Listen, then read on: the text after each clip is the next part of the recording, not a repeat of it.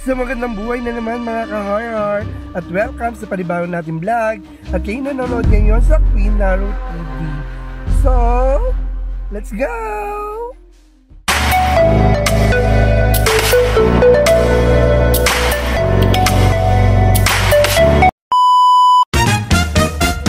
Yun na nga mga ka-horror. Naku my God, ang araw na ito. Alam niyo ba kung ano meron sa araw na ito?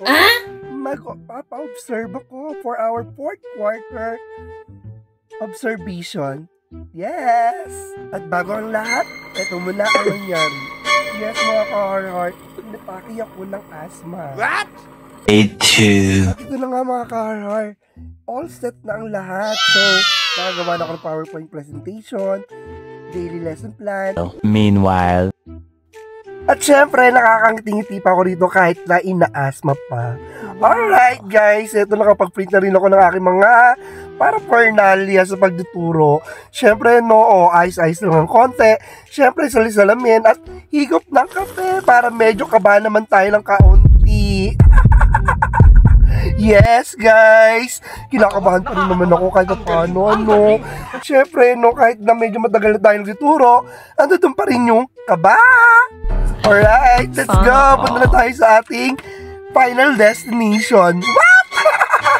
Hindi, joke lang. Siyempre doon sa room natin. Pagbebenyuhan ng observation. At syempre, ngiti-ngiti lang. Parang kunyari, wala talaga tayong nararamdamang kaba. Alright, ayun na nga, 10 Euclid. Ito na ang room guys. At wait, there's more. Nakita ko ang aking mga katoto. At syempre, hindi na ako pwedeng hindi bubulihin. Pero okay lang yan kasi mga kaibigan ko naman silang tuna. Ganon! At syempre, yan, start na kagad hanggat wala pa yung master teacher para na sa ganoon. Unti na lang yung kanya makikita, Joke lang. Pero syempre, dapat mag-start na tayo in the right time and in the right place. Ganon! O ayan, nasabi ko kagad dyan. O gawin nyo na kagad dyan na. Huwag na kayo mag-isip-isip pa. Dapat matapos nyo yan dapat on the right time. O sige na, magbilog na kayo lahat dyan. At wala na pa tumitumbik pa. Bilog agad. Ganon!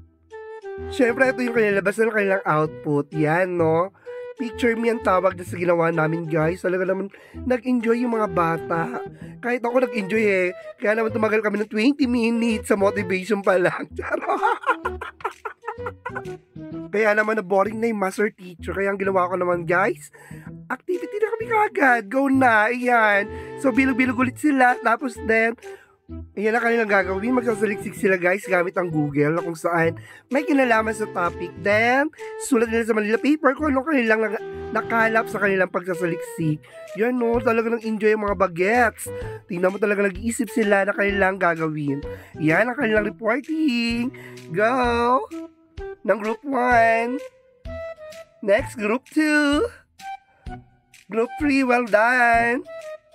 Group 4, perfect! Yan talaga guys, talagang nag-enjoy yung mga bagets sa ating mga ginawa.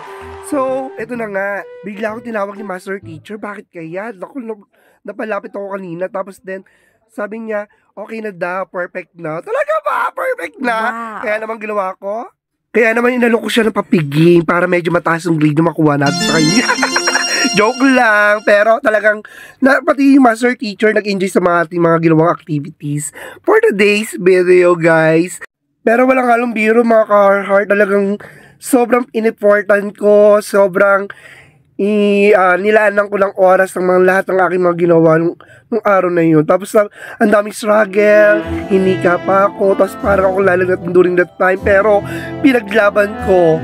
Inayos ko ang lahat para makamit ang magandang gradong ito. Thank you!